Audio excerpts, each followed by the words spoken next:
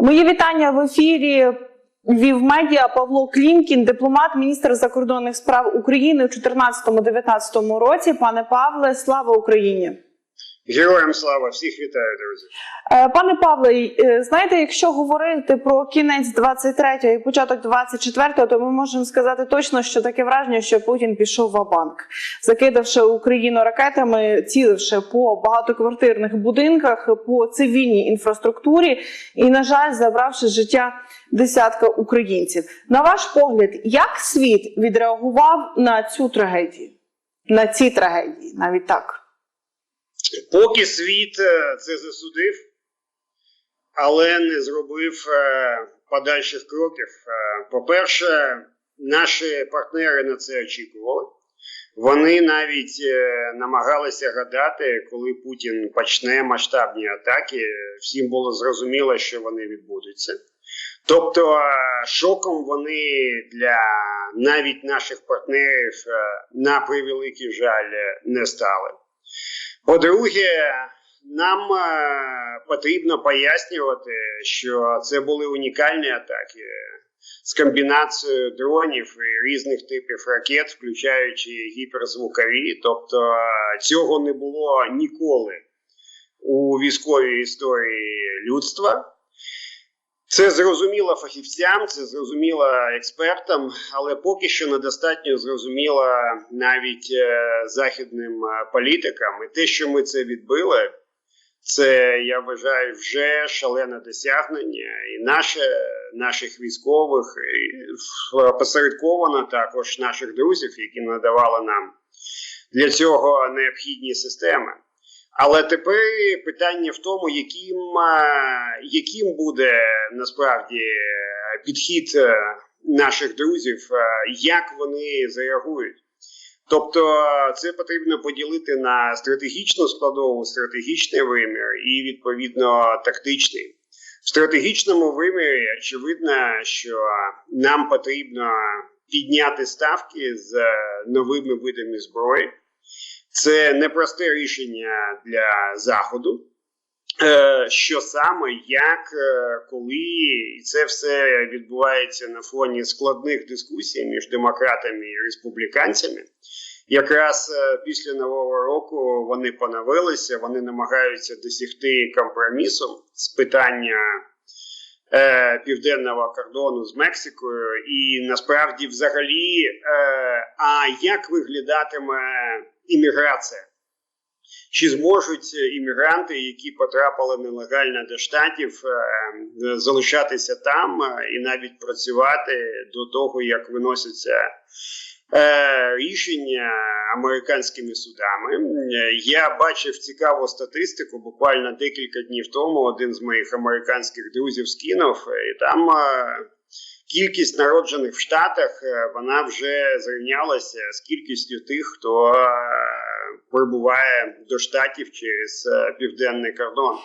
Насправді це дійсно питання, яке для них визначальне, але ми стали заручником і цього питання, і кампанії виборчої. Це буде дуже непроста реальність. Тому, з одного боку, нам потрібно, щоб вони врешті-решт поставили крапку в цій дискусії, проголосували нашу допомогу, щоб ми мали впевненість, щонайменше на цей передвиборчий рік. Так само, до речі, в Європейському Союзі там вибори, які не мають таких фундаментальних екзистенційних ставок, як в Штатах, але вибори до Європарламенту теж важливі, що на них візьмуть праві, які праві, на це будемо уважно дивитися. І, на жаль, політика в Штатах, та й політика в Європейському Союзі, в тому числі, оскільки починаються переговори про вступ до ЄС, вони почнуться в якийсь момент, в майбутньому неосяжному, означає, що ми маємо перейматися, власне, не своєю політикою. Вона в якомусь сенсі стає для нас своєю, оскільки ми стаємо частиною Заходу. Ми маємо розуміти інтереси, які іноді мають розбіжності з наших партнерів. Маємо розуміти їх візії, маємо розуміти їх мрії, маємо розуміти, куди вони рухаються. Так що в цьому сенсі допомога – це питання номер один. І це питання, як я вважаю, найближчих днів і найближчих тижнів мати впевненість і по військовій, і по економічній допомозі. Друге питання – це розширення по зброї. Тут, звичайно, не варто це обговорювати все публічно, але є речі, такі як далекобійні ракети, такі як нові види дронів, які для нас однозначно критично потрібні. Ну і, звісно, це ППО. ППО – це питання, яке стало для нас перманентним. І, власне, наші друзі мають знайти і для себе, і для нас новий сенс, а як вони збільшать це виробництво. Поки що нам передають вже існуючі системи, тільки німці АРСТ безпосередньо виробляють. Виробництво таких систем і для них, і для себе, щоб ми їх могли використовувати для повітряного і протиракетного щита, про які кажуть в Європі. Це питання і тактичне, і стратегічне.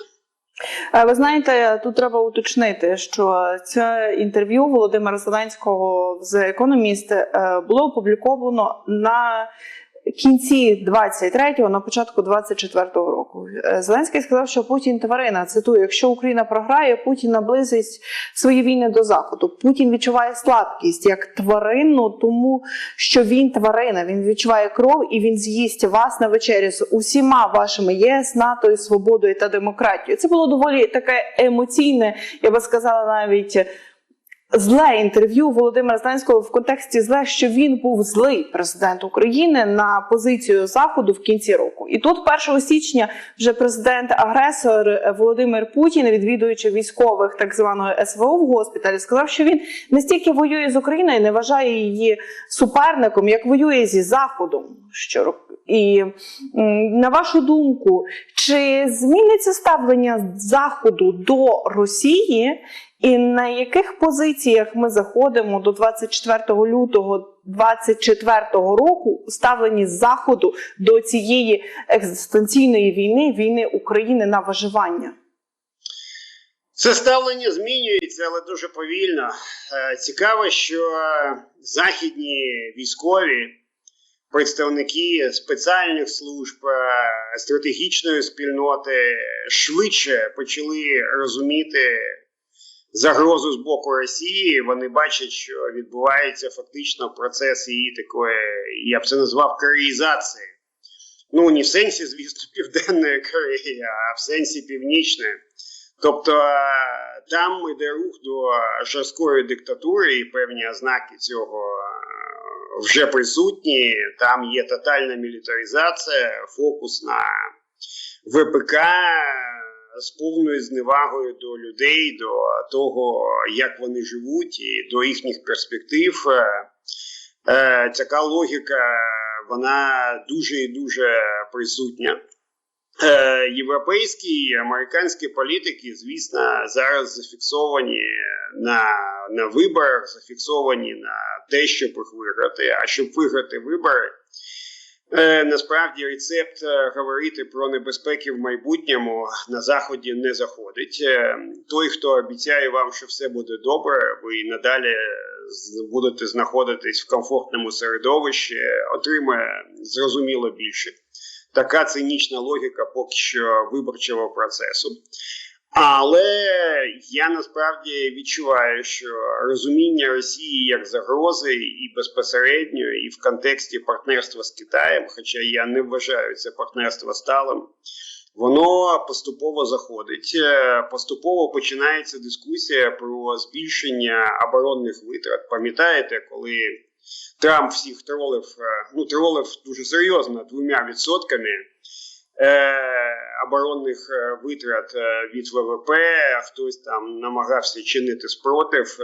Тепер ця цифра ні у кого не викликає явної алергії, і говорять вже і про 3%, говорять і про більше, говорять про нові партнерства, говорять про нові щити. Просто це заходить дуже і дуже повільно. На жаль, Захід, значна частина Заходу, це буде правильно сказати, не розуміє інвестиційної загрози з боку Росії. Захід прекрасно розуміє, що не може дозволити собі дістатися до поразки тут у нас в Україні, оскільки це буде поразка Заходу. Це всім прекрасно зрозуміло. Але так само в багатьох країнах усвідомлення того, що є пряма загроза з боку Росії, така загроза, незважаючи на те, що будь-яких симпатій до сьогоднішнього російського режиму і його керівника, адже геть зовсім немає, таке розуміння, воно не присутнє серед західних суспільств. Західні суспільства вважають себе значною мірою імунізованими від цієї загрози. Вони вважають Росію занадто малою. Ну, тобто, якщо ви подивитесь на російське ВВП, це там 1,9 трильйона доларів, ну це там скільки там, в 25 разів менше, ніж сумарний потенціал Заходу, технологічний потенціал, ну там десь там плентається, десь позаду. Демографічний потенціал всім зрозуміло, і всім зрозуміло, чому Путін краде наших дітей, оскільки вони самі йдуть в нікуди. Тому розуміння, що Росія є занепадаючою потугою, воно, на жаль, досі достатньо розповсюджено на Заході. І змінити його достатньо складно, тому я емоції Володимира Зеленського тут розумію. Але мені просто здається, коли ми вводили, точніше наші європейські партнери, пригадуєте, вводили перший пакет санкцій, другий пакет санкцій, третій. Вже була така ейфорія, що от російська економіка загнеться, виробництво стане. І видається, що для Заходу у 23-му році стало відкриттям, що можна обходити їхні санкції, що Росія все-таки змогла стати на військові рейки. І очікувати від Росії можна багато чого, в зв'язку з тим, що в них нібито будуть президентські вибори. Ми ж прекрасно розуміємо результати цих виборів. На вашу думку, на що наважиться Путін в цих президентських виборах, до чого він готовий підняти ставки, і чи Захід готовий опустити ці ставки? Опустити тільки після Путіна. Я на сьогодні читаю західну ментальність і західну налаштованість як розуміння, що Путіна вже не перевиховати, так би мовити. Тобто вони розуміють природу його мислення недостатньо, але тим не менше розуміють. Вони прекрасно розуміють, що Путіну потрібна війна для того, щоб легітимувати себе. То, що він виграє свої вибори путінські, це абсолютно для всіх зрозуміло. І там, власне, цифру, яку потрібно, намалюють, пропаганда працює. А от легітимізація в очах росіян, в очах російських еліт, власне, в очах, щонайменше, не західного світу, де легітимність Путін значною мірою втратив, не повністю, але втратив, для нього абсолютно критично. Очевидно, що він і надалі буде піднімати військові ставки, але Росія на перспективу, і це зрозуміло, хоча б частині російських еліт, іде в нікуди, образу майбутнього там немає. Тобто вони дивляться назад, кудись посередині між імперією і Радянським Союзом. Тому Захід не розуміє до кінця Росію. Це маємо чесно сказати. Захід Китай розуміє набагато краще.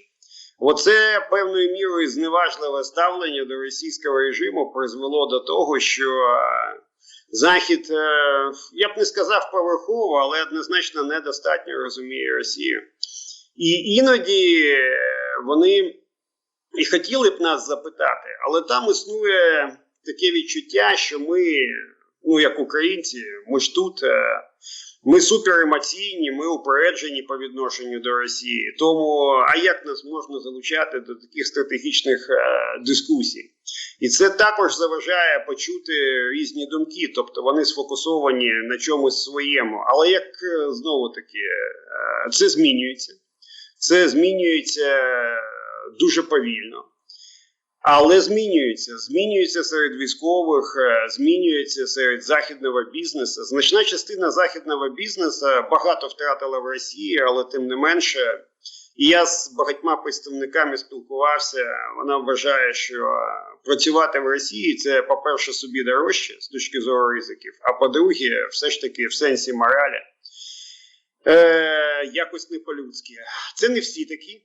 І багато тих, хто і далі працює в Росії, комусь заважають вийти, але однозначно точку неповернення тут пройдена. Щонайменше стосовно цього режиму, який там далі буде режим, подивимося, які там будуть пертурбації в цій Росії. Теж я, до речі, не виключаю, що і цього року там щось може відбутися. До речі, не навколо виборів, як багато хто чомусь думає, але тим не менше. Свої там точки напруження однозначно є. Але ви маєте рацію. Захід дуже і дуже повільно розуміє, що Росія – це реальна загроза, і раціонально там мислити будуть далеко не всі. Пане Павле, а які точки напруження конкретно бачите ви на Росії?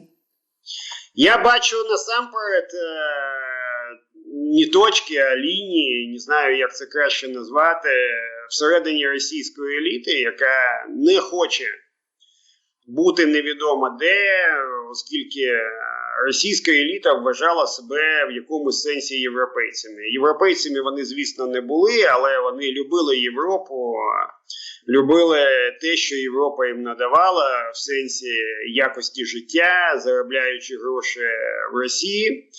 Одночасно вони використовували цей процес взаємозалежності з Заходом, і Німеччина – це класичний приклад. Ми туди женемо нафту і газ, вони нам товари, гроші йдуть, коло працює, всі щось заробляють, і на Росії теж. І коли це загнулося, і коли тепер Європа обходиться значною мірою без російського газу і нафти, не повністю, але тим не менше може працювати, для Росії це досить шок.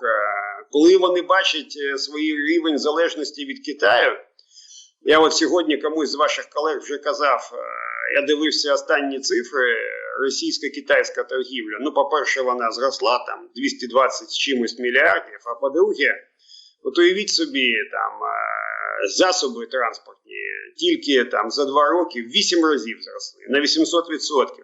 Ну, тобто, це така залежність, вона ще не колоніальна, звичайно, але така вже залежність, якою позбутися потім на перспективу буде складно. І багато кому в Росії це не подобається, оскільки в добрі наміри Китаю стосовно Росії в Москві особливо ніхто не вірить. Вони хоч такі, які там є, але точно достатньо цинічні, щоб розуміти, щонайменше, сучасну геополітику. Так що там є свої лінії напруження і насправді непрості, вони є в російській еліті, вони є серед російського населення. Ну, подивіться, Путін же ж не просто так посадив цього Гіркіна в в'язницю, оскільки за ним теж є свої фанати, які б вони там не були. І вибухнути там теж щось може, і вибухнути може достатньо швидко. І путч Пригожина це показав. Тобто одна харизматична особистість може дуже швидко себе розкрутити. Або його, хтось його, або її, я ж не знаю, хто там виникне, може розкрутити. Так що елементи, я не кажу, що Росія це там одразу завалиться завтра чи післязавтра. Але свої проблеми там є, і ці проблеми можуть дуже-дуже швидко, можуть триматися ще дуже довго, а можуть достатньо швидко посипатись. Радянський Союз теж швидко посипався. Ну, в принципі, так. Але ви знаєте, коли ми тут в Україні дискутуємо, якою ми бачимо перемогу нашої держави, все-таки в більшості десь сходиться до того, що це очевидно, повернення кордонів 91-го року, вихід повністю російських військ з території нашої держави, виплата репарацій і додаємо бонусом розвал Російської Федерації. Але чи Захід поділяє наше бачення перемоги? В сенсі розвалу однозначно ні. там є люди, які допускають це і навіть моделюють, але кордони, вихід на кордони, це ж не означає перемогу. Це безпека наших кордонів означає перемогу. Нам же ж потрібно жити безпечно, щоб діти в школу ходили, там, люди могли жити своїм життям. І врешті-решт, щоб в Росії припинили вважати нас якимось своїми, тільки неправильними, хворими. Я ж не знаю, як вони там собі вважають свої ідеології. І Росія почне змінюватись тільки коли вони з цього сунуться. Поки що таких ознак, щонайменше там масових, однозначно немає. І щодо логіки перемоги, ми маємо забезпечити свою безпеку, але це ми можемо зробити в сучасних умовах, щонайменше з наявними на сьогодні засобами, тільки разом з нашими партнерами, з Заходом, врешті-решт стати союзником. А там теж відбувається непроста дискусія щодо моделі безпеки, оскільки ніякої моделі окремої безпеки для нас же ж не може бути. Це нова європейська модель безпеки. І як під час Другої світової лунали дискусії про майбутнє, там, пам'ятаєте, там зустрічалися Рузвельт, Черчилль та Сталін в різних містах і думали, а що ж там далі після того? Так вони і придумали, не вони особисто, звісно, але тим не менше там ООН, Бреттон-Вудську систему і так далі, і поділили світ, на жаль, в Потсдамі, або в Ялті. Хтось каже в Потсдамі, хтось каже в Ялті. І от для нас дуже важливо, щоб ми були на правильній стороні історії. Рішення про переговори з ЄС – це насправді геополітичне рішення, оскільки воно ставить кордони Європи, як ми її розуміємо, і як Європа їх розуміє по наших східних кордонах. Але це означає, що ми їх маємо разом захищати. Тобто вийти на кордони – це означає, що вони мають стати безпечними. Якщо ми вийдемо на кордони під час війни, це ж не значить, що війна закінчиться. Тому, як на мене, це не вихід на наші кордони, це безпека наших кордонів.